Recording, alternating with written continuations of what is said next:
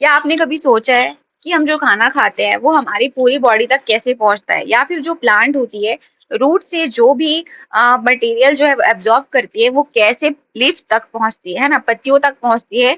ये अगर जो हमारी बॉडी में ट्रांसपोर्ट सिस्टम अगर रुक जाता है, एक दिन के लिए भी रुक जाता है, तो क्या इसका इफेक्ट पड़ेगा।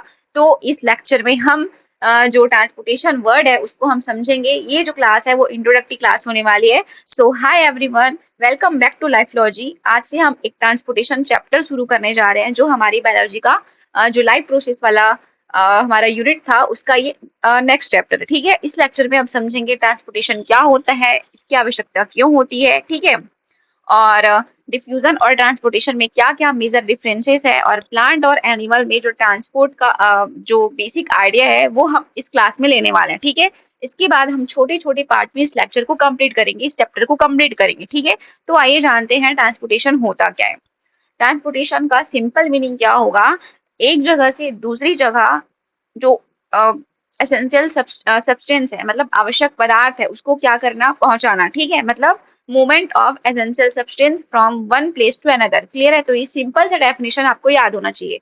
अब यहाँ पर देखते हैं जो बायोलॉजिकल टर्म में जो डेफिनेशन है ट्रांसपोर्टेशन का वो क्या होगा। Transportation is a vital life process. Transportation क्या है, वाइटल लाइफ प्रोसेस है in which a substance absorbed और synthesized in one part of an organisms bodies move to other parts. ठीक है, मतलब मैंने यही क्लियर किया यहाँ पर, जो भी सब्सटेंस होगा उसका एक पार्ट से, बॉडी के एक पार्ट से दूसरे पार्ट तक क्या होना, वहन होना, मतलब जाना, वो क्या होगा, ट्रांसपोर्टेशन होगा। उसको हम हिंदी में, ट्रांसपोर्टेशन को हिंदी में हम परिवहन बोलते हैं। ठीक है, तो ये सिंपल सा डिफिनेशन आपको क्लियर हो गया होगा। ठीक है, अब जो हमारी बॉडी में क्या क्या मटेरियल्स होते हैं जिसका ट्रांसपोर्टेशन होना है, तो क्या क्या होंगे। जैसे कि हमारे जो बॉडी है उसकी हर सेल्स को क्या चाहिए, ऑक्सीजन चाहिए, न्यूट्रिएंट्स चाहिए, फूड चाहिए और वाटर चाहिए। ठीक है, और सेल से बाहर निकालना क्या होता है, मतलब सेल्स क्या बाहर निकालती है, कार्बन डाइऑक्साइड निकालती है, और अदर वेस्टेज जो प्रोडक्ट्स होता है उसको जो हमारी सेल होती है वो बाहर निकाल दे। तो इन्हीं सब चीजों का क्या हो रहा, ट्रांसपोर्टेशन होना। इसी के अंदर हम पढ़ेंगे, ट्रांसपोर्टेशन के अंदर हम इन्हीं चीजों को पढ़ते हैं। ठीक है, तो कैसे कैसे बॉडी क्या करती है ना, मतलब बाहर निकालती, कैसे बाहर निकालती, इन सारी चीजों को हम इस बार देखने वाले हैं। अगर आप एक चीज सोचो यहाँ पर, अगर ये जो मटेरियल्स है वो सही समय पर बाहर नहीं पहुंचाए गए, मतलब बाहर, शरीर के बाहर नहीं पहुंचाया गया, या फिर शरीर के अंदर जो इम्पोर्टेंट सब्सटेंस है उसको अगर सेल्स तक नहीं पहुंचाया जाए तो सेल्स काम नहीं कर पाएगा। ठीक है, और इसी तरह जो भी वेस्टेज प्रोडक्ट है उसको हमारी बॉडी से अगर सही टाइम पर हम बाहर नहीं निकाल पाए तो क्या होगा। ठीक है, तो बहुत सारी जो हार्मफुल एक्टिविटी है वो हमारी बॉडी में हो सकती है। ठीक है, देखो, तो ये क्लियर हुआ, जो हमारा फर्स्ट स्लाइड है वो क्लियर हो गया होगा। ठीक है, अब बढ़ते हैं हमारी सेकंड, ये क्या है, इसकी आवश्यकता क्यों है, why do they need it. ठीक है, मतलब इसकी आवश्यकता होती क्यों है। यहाँ पर देखिए, लार्ज बॉडी साइज, इन यहाँ पर लिखा हुआ है, in a large multicellular organisms all cells are not in direct contact with the environment. देखो, जो हमारे बड़े बड़े बहुकोशिकीय जीव होते हैं, मल्टी सेल्यूलर ऑर्गेनिजम्स होते हैं, उनमें जो सभी सेल्स होती है वो क्या करती है, जो बाहर का इन्वायरमेंट होता है उसके सीधे संपर्क में, सीधे कांटेक्ट में नहीं होती है। ठीक है, तो इसके लिए क्या है, ट्रांसपोर्टेशन, हम क्या पढ़ रहे हैं, ट्रांसपोर्टेशन की आवश्यकता क्यों है इसके बारे में पढ़ रहे हैं। ठीक है, देखो मैंने क्या बोला, जैसे एक एग्जाम्पल लेते हैं। ठीक है, मान लीजिए आपने खाना खाया, क्या खाना अपने आप हर सेल तक पहुंच जाएगा, बिल्कुल नहीं। ठीक है, तो इसमें क्या होगा, इसी तरह जब हम सांस लेते हैं तो ऑक्सीजन केवल लंग्स तक आती है, वहां से पूरी बॉडी तक पहुंचाने में कौन हेल्प करेगा, ठीक है, तो ब्लड हेल्प करेगा। ठीक है, इसीलिए जो हमारी बॉडी है, बॉडी में एक ट्रांसपोर्ट सिस्टम होता है, जो जो इम्पोर्टेंट मटेरियल होता है ना, उसको क्या करती है, सभी जगह पहुंचाने का काम करती है, और वेस्ट को बाहर निकालने में क्या करती है, हेल्प करती है। ठीक है, तो ये क्या है, बहुत मेजर रोल प्ले होता है किसका, ट्रांसपोर्टेशन का। ठीक है,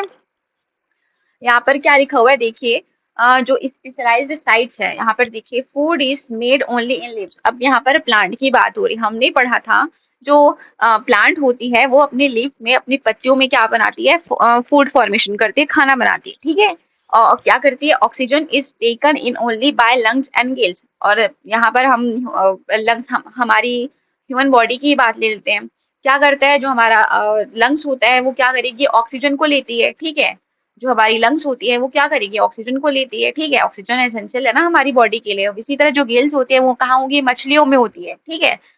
इन सारी चीजों के लिए जो ट्रांसपोर्टेशन है वो बहुत इंपॉर्टेंट वर्ड आता है यहाँ पर, ठीक है। यहाँ पर लिखा हुआ है it must be sent everywhere, ठीक है, इनको सभी जगह पहुंचाना, अपनी अपनी बॉडी में, अपनी अपनी बॉडी के अंदर जितनी भी सेल्स हैं उसको पहुंचाने के लिए जो ट्रांसपोर्टेशन सिस्टम होता है वो बहुत इंपॉर्टेंट मेजर रोल प्ले करता है यहाँ पर, ठीक है। अब यहाँ पर देखिए वेस्टेज रिमूवल, देखो अब जो हमारा अनडाइजेस्टेड फूड है ना, अपचित भोजन है, उसको हमारी बॉडी से सही टाइम पर हमको बाहर निकालना जरूरी है। अगर ऐसा नहीं हुआ तो हमारी बॉडी के अंदर बहुत सारी हार्मफुल एक्टिविटी होगी, ठीक है। यहाँ पर लिखा हुआ है toxic waste produce inside tissue cell must be transported to excretory organs immediately, ठीक है।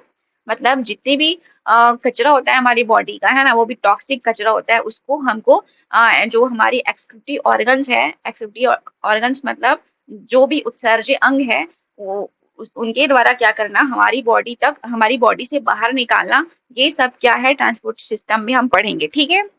तो इसी तरह हम कितने सारे सिस्टम पढ़ेंगे, जैसे कि सर्कुलेटरी सिस्टम, मतलब जो ब्लड है वो हमारी बॉडी के हर एक सेल तक कैसे पहुंच रहा है, हर एक कोशिका तक कैसे पहुंच रही है। इसी तरह हमने अभी एक्सक्रीटरी सिस्टम के बारे में जाना, ठीक है। एक्सक्रीटरी सिस्टम क्या होगा, जिसमें हम जो हमारी यूरिन होता है या फिर जो भी मल होता है ना, उसको हम बॉडी से कैसे बाहर निकालेंगे, तो ये सब हम एक्सक्रीटरी सिस्टम में पढ़ेंगे, ठीक है। तो यही सारी चीजें हमको इस चैप्टर में पढ़नी है, क्लियर हुआ। देखिए अब हमारा देखिए यहाँ पर क्या लिखा है, डिफ्यूजन और ट्रांसपोर्टेशन में जो डिफरेंस होता है उसको हम देखेंगे यहाँ पर, ठीक है। बहुत इंपॉर्टेंट क्वेश्चन है ये, जरूर से पूछा जाता है एग्जाम में, ठीक है। अगर डिफ्यूजन होता है तो फिर ट्रांसपोर्टेशन की जरूरत क्यों होती है ना।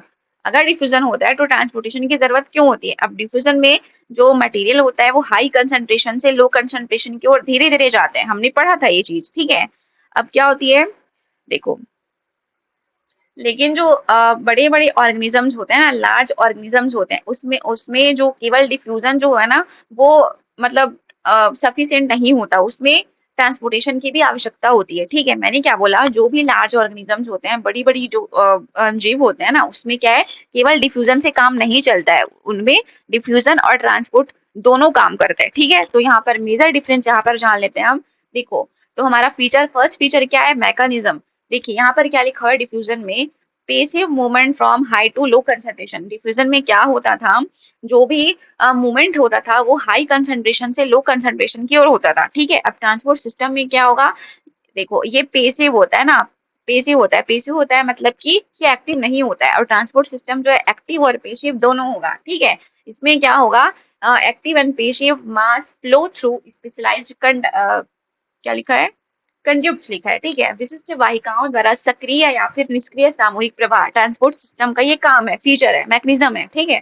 अब यहाँ पर देखिए जो स्पीड होती है डिफ्यूजन की वो कैसी होगी, एक्सट्रीमली स्लो प्रोसेस, ठीक है।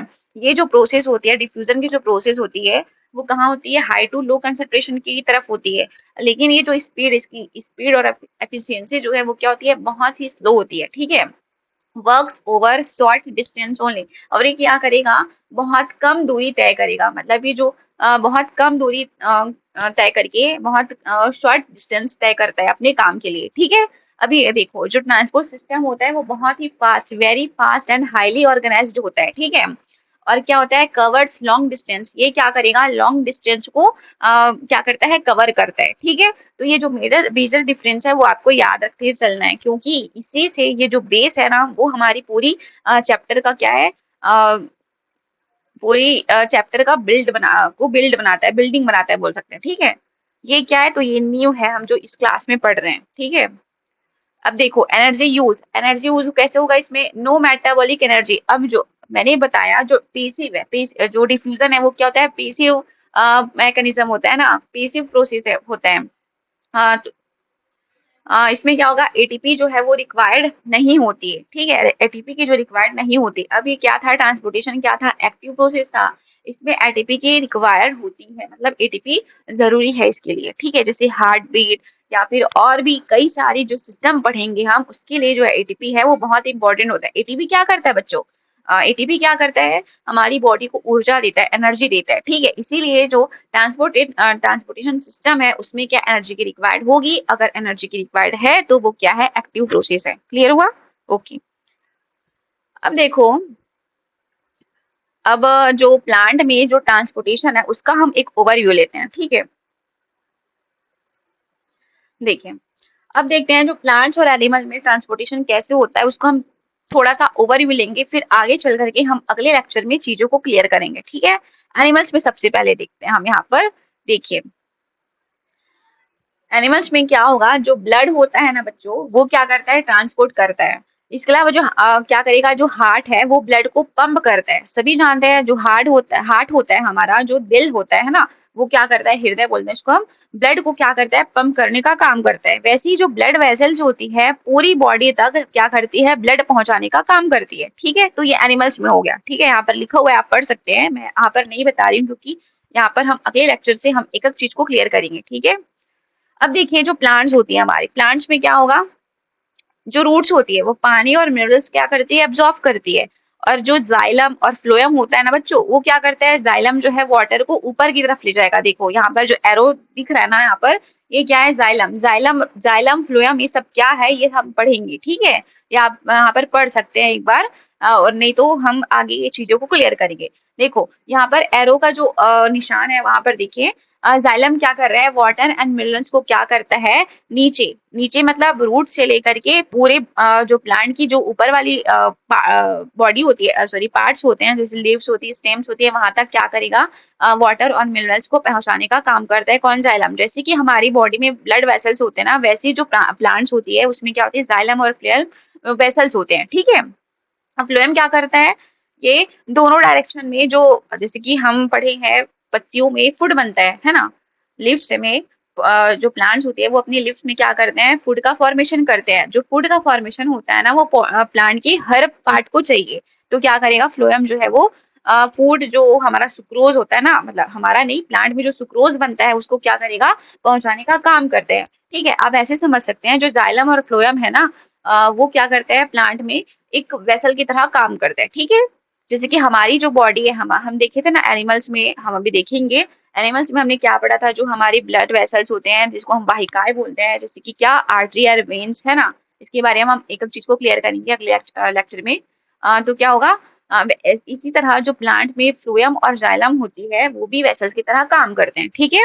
तो क्लियर हुआ, ये एक ओवरव्यू क्लास था बच्चों, ठीक है।